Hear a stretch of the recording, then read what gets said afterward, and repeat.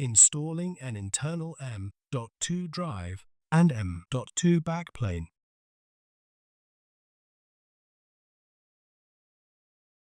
The server shown in this video is for demonstration purposes only, and the configuration in your server might be different.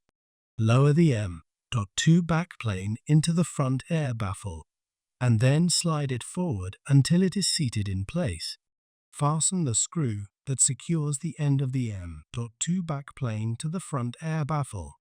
Fasten the screw that secures the middle of the M.2 backplane to the front air baffle.